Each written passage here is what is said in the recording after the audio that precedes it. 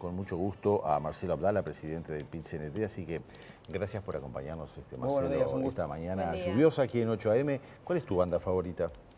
Me gusta la buena salsa, el buen rock and roll, el buen blues, todo lo que sea música afro. Pero me gusta, por ejemplo, Steve Ray Vaughan. Ahí está, yo te decía. Me gustan Los Redondos. Me gusta Ismael Rivera, Héctor Lavoe.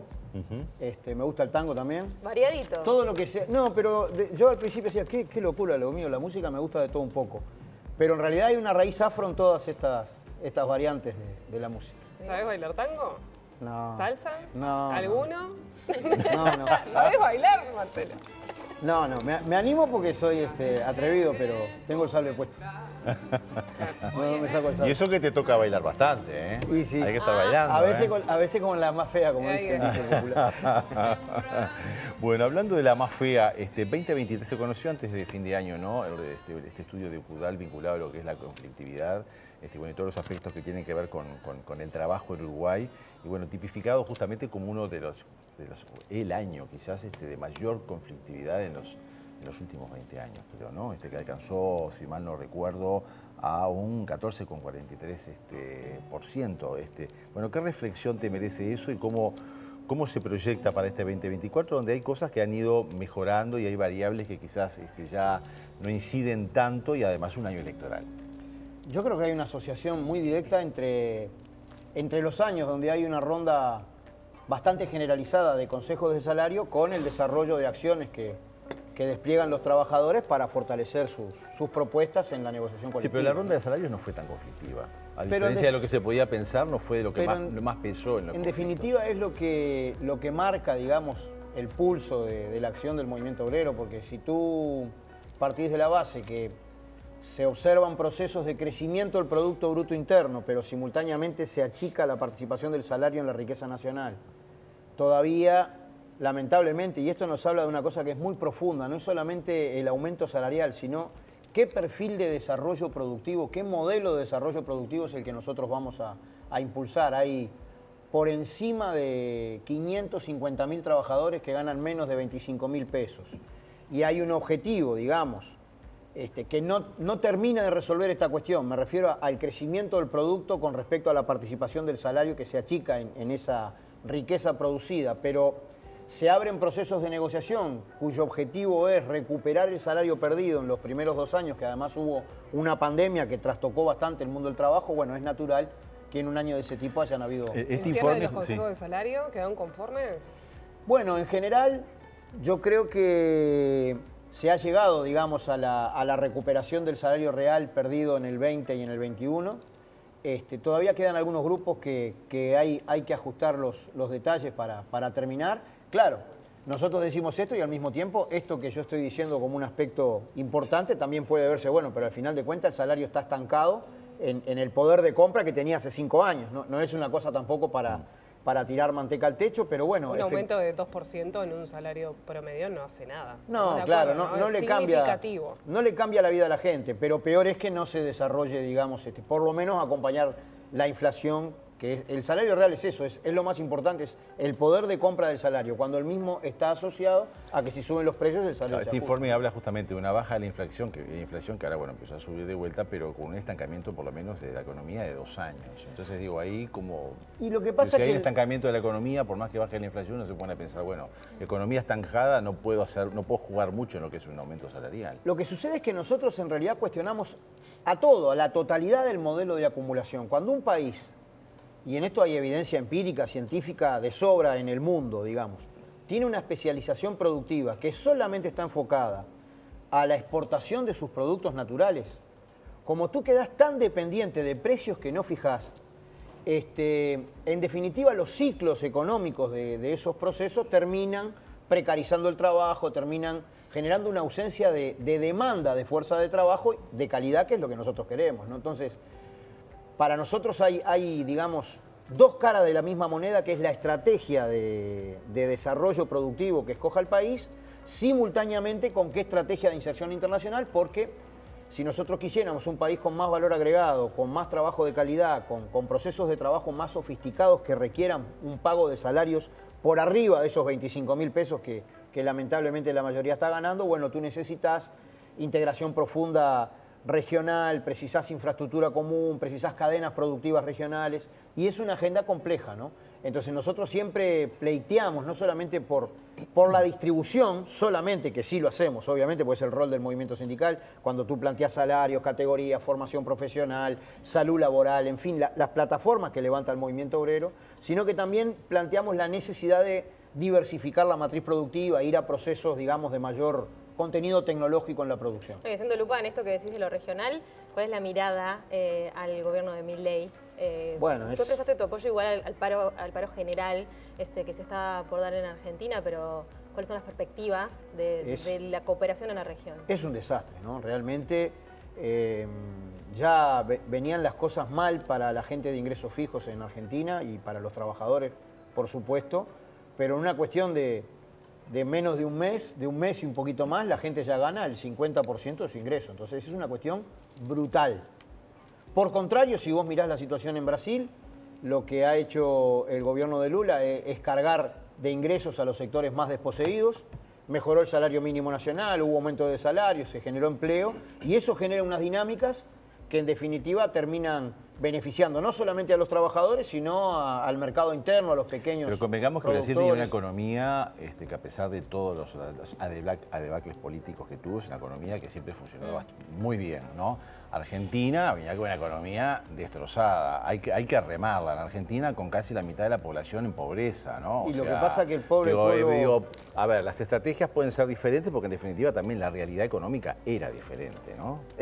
Son países ricos. Toda América Latina somos países ricos. Bueno, pero Argentina quedó sumida en la pobreza. Estamos muy mal organizados y muy mal gestionados, ¿no? Claro. Es decir, ¿a vos te parece que en Uruguay tenga que haber gente con hambre cuando producimos alimentos para más de 30 millones de habitantes? Algo está mal. Y nosotros cuestionamos eso. Y lo que a nosotros nos parece que está mal es todo el modo de acumulación. Repito, si tú tenés... Y esto es muy profundo porque en definitiva son elecciones de largo plazo. Esto no lo resuelve una administración, son apuestas de largo plazo, requieren políticas de Estado, requieren políticas productivas que además tengan acuerdos políticos y sociales que trasciendan las administraciones. Pero si tú apostás solamente, podría decirse, desde que vino Hernandarias, pero a productos intensos en recursos naturales, y bueno, y vas a estar, digamos, sumiso a precios internacionales que define el capital financiero. Entonces, cuando el precio levanta un poquitito, vos te queda ahí alguna cosita para distribuir, cuando baja, estás en el horno. Entonces, el problema es cómo conquistamos grados de libertad desde el punto de vista de industrializar el país, no como fue en la década del 50 del siglo pasado, sino, bueno, pensar conocimiento incorporado a la producción, tecnología. Para eso vos necesitás, digamos, una universidad de la República pujante, investigación, transformar el modelo educativo para un programa que humanice, digamos, la economía, que genere valor agregado y que también lo reparta bien, ¿no? Abdalá, hablabas de políticas nacionales a largo plazo. Impulsar una ley para reducir la jornada laboral de 40 a 42, con el pago de 48 horas, ¿es el objetivo? ¿Siguen promoviendo esto? ¿Es viable en el Uruguay? Y yo pienso que sí.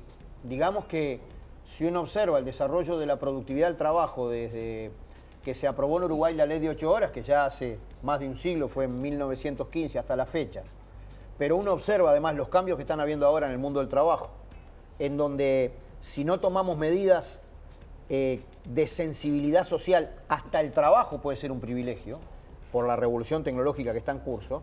Bueno, el objetivo de reducir la semana laboral, en este caso, es un objetivo, me parece que absolutamente viable, ¿no? Porque sería una forma, digamos... Los empresarios dicen que no. Siempre han dicho que no. También cuando la ley de 8 horas. Es muy difícil, de alguna manera, evaluar o medir la productividad de muchos sectores. Bueno, pero sin duda alguna no tiene nada que ver la productividad actual con la que había cuando se aprobó la ley de 8 horas.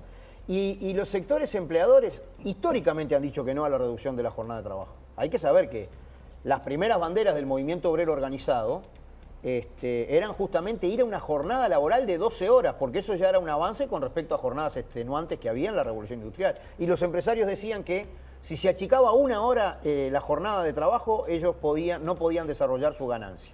Entonces, aquí también, si uno mira la prensa de la época cuando estaba en discusión la ley de 8 horas, aparecían prácticamente los mismos fundamentos que aparecen ahora. Que las empresas se van a fundir, que eso cuestiona la rentabilidad, que elimina la competitividad de las empresas. Pero lo que pasa es que acá es la misma cuestión que nosotros hablamos del modelo productivo. Si la competitividad siempre va a estar ubicada en la reducción de costos y en particular de costos laborales, al final de cuentas siempre vamos a estar en una espiral hacia abajo, porque siempre va a haber un lugar en el mundo que nos va a ganar, entre comillas, para nosotros no sería esta la palabra, con respecto a esas cuestiones.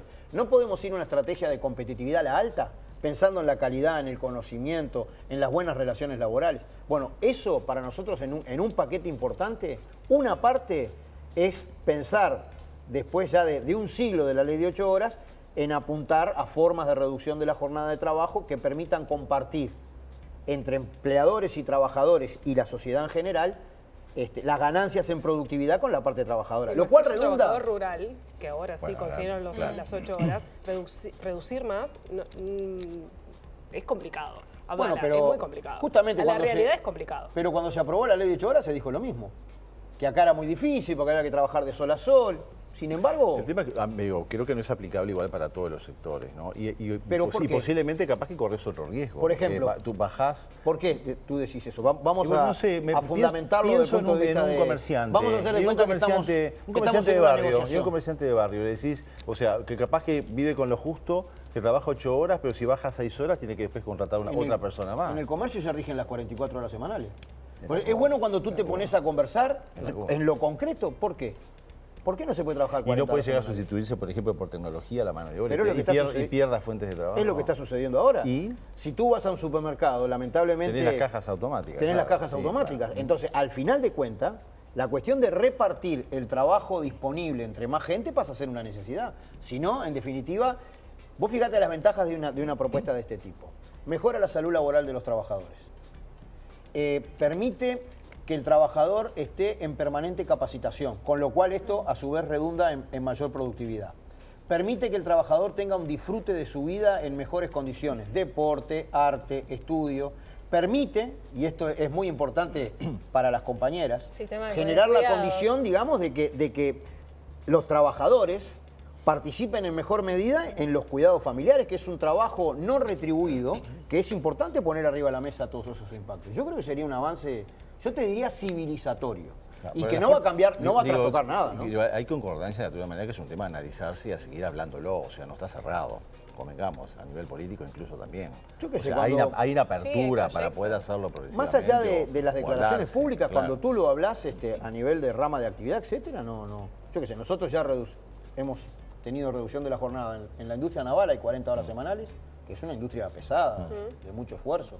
En el auxilio mecánico, en la industria autopartista, en la industria metalúrgica, en esta negociación ya se bajaron las primeras 2 horas, pero es un proceso que continúa. Yo creo que la humanidad va para ese lado. Todas esas áreas que estás nombrando, ninguno es servicio esencial. Bueno, pero ¿qué es servicio esencial? También es la bueno... salud, la educación... Bueno, pero la salud tiene 6 horas.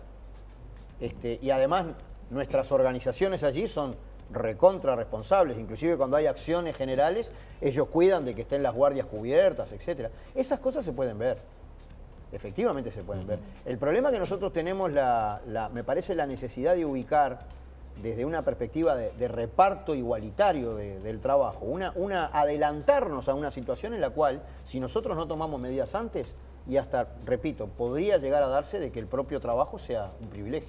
Y eso es muy peligroso desde el punto de vista de la equidad social y de la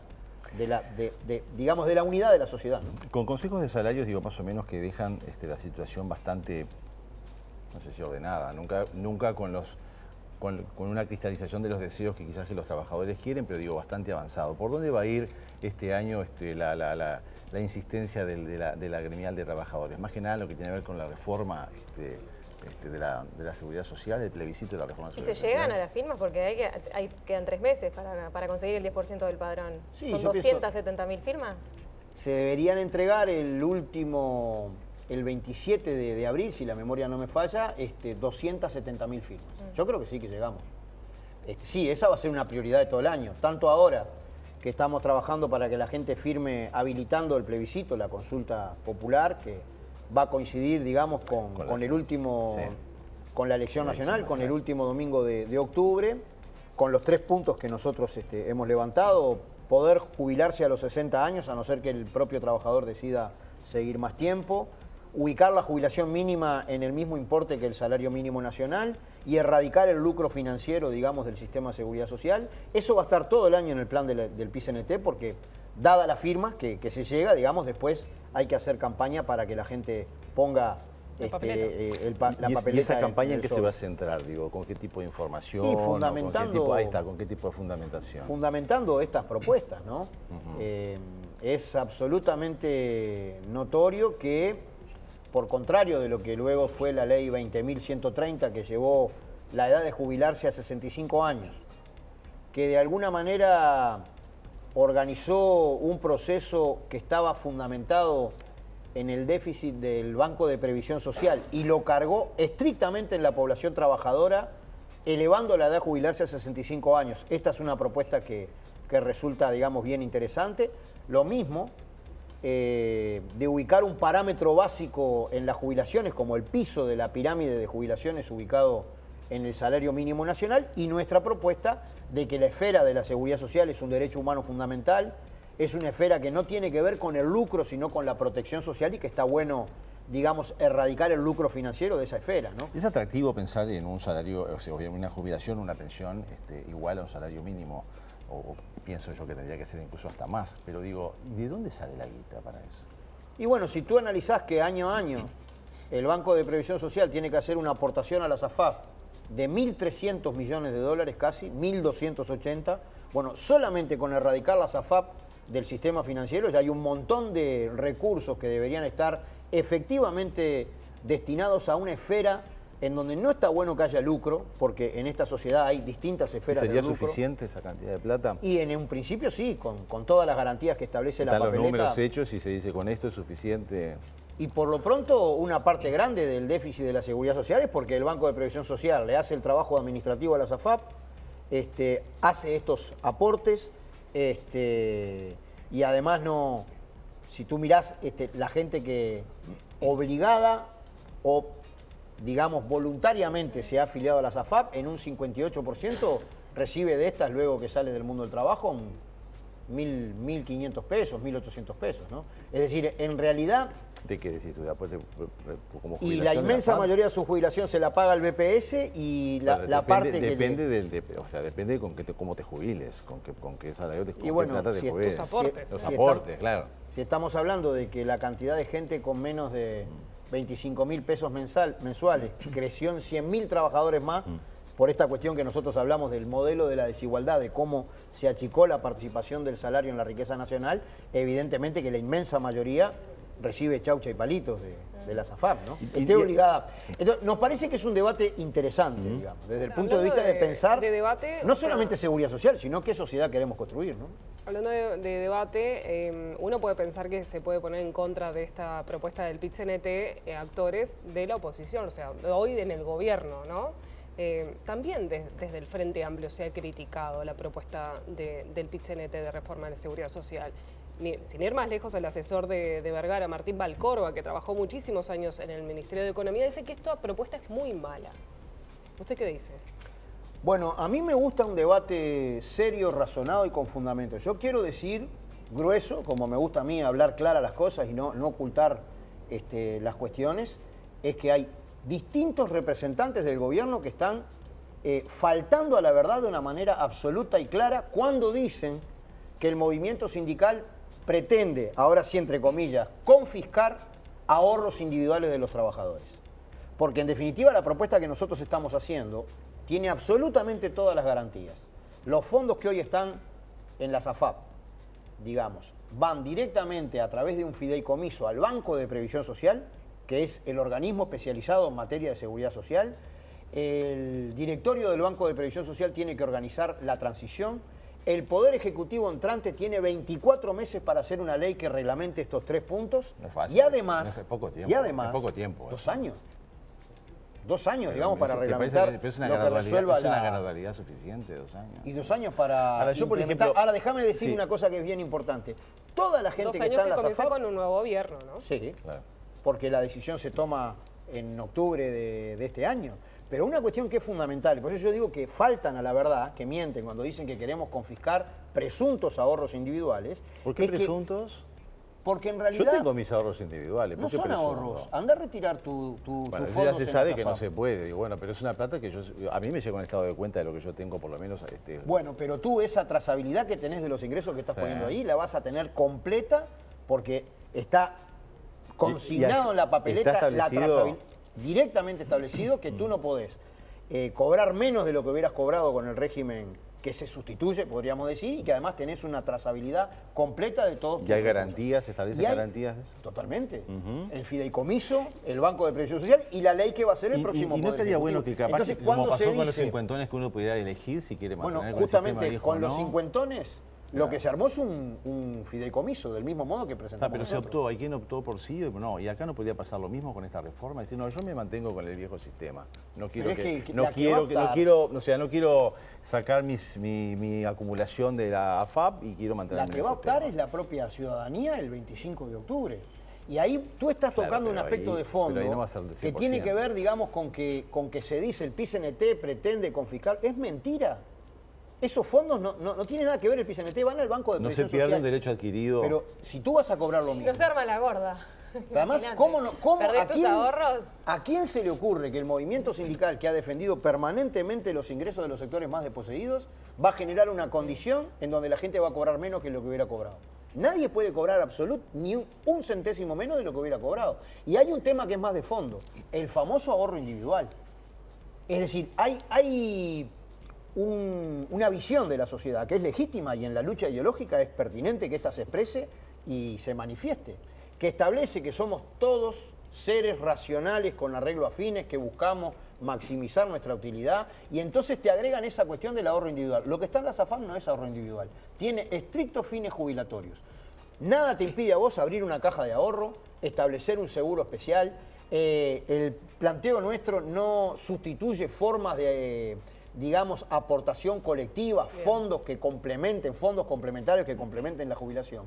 Pero si fuera verdad eso que está por detrás del famoso ahorro individual, en realidad no se necesitaría ningún sistema de seguridad social. Cada uno juntaría el dinero. 17.000 millones de dólares hoy en día en la SAFAP, que, bueno, que si pasan al BPS habría que ver en qué colocarlo, ¿no? Porque no es una plata que después la uses y la tires como se ha tirado tanta plata. En la jubilación, ¿no? de la gente. Como se ha tirado, porque la mala administración del BPS llevó, por ejemplo, a que se pagaran millones de dólares por mes de pérdida justamente en las certificaciones médicas, por ejemplo. La mala a mí no me genera mucha confianza. La mala administración del BPS es porque tuvo que entregar esos fondos a la SAFAP, que nacieron porque en realidad el BPS tenía dificultades financieras y no lo resolvieron, si no, no hubiera habido una ley 20.130. Hay que recordar que hacían propaganda en el 96 de que la gente iba a trabajar toda la vida, se iba a poder jubilar y iban a ir a pasear a la luna, cuando la inmensa mayoría de la gente gana 1.800 pesos en la SAFAP. Abdalá, ¿este año no se va a reunir con precandidatos hasta que pase la interna por este tema? Bueno, hoy está en discusión... Digo, para ir redondeando, porque tenemos poco tiempo, entonces hoy está en dejar bien discusión claro. todo el plan de trabajo del PICNT. Va a haber una mesa representativa a principios de febrero. La idea nuestra, obviamente, es que con los postulados programáticos del movimiento sindical podamos tener conversaciones, diálogos con todos los candidatos. Por eso decíamos, capaz que no es antes de la elección interna de los partidos políticos, para ver qué opiniones tienen todos los candidatos desde el punto de vista de las ideas del PICNT. Entre otras, esta de la reducción de la jornada, ¿no? Está bueno que la gente sepa abiertamente cuáles son las propuestas de cada sector. ¿Le va a llamar la atención cuando vaya quizás Ripoll a acompañar a Delgado? No, porque de alguna manera la libertad es libre. Cada ciudadano, cada ser humano hace sus opciones políticas, son legítimas, y a mí no me molesta eso. ¿Le sorprendió? No, yo ya es un proceso que lo veía más o menos venir, ¿no? ¿Sus aspiraciones políticas, Abdalá? La emancipación de la clase obrera. Son muy pesadas esas aspiraciones. Y profundas. ¿Las próximas elecciones? Vio Pereira, ¿no? Claro. Sí. Ah, tú me preguntás por... Sí, claro. Ah, yo siempre voy a estar militando. Bueno, No creo que salga del movimiento sindical, pero siempre voy a estar militando. nunca diga nunca, Abdalá. No. Ya dijimos que no, que sí. Si él va a bailar, O imagínate. sea, totalmente, absolutamente. Abdalá, muchas gracias. No, gracias a ustedes. Hasta la próxima. Que pase bien. Bueno, ¿cómo, señor?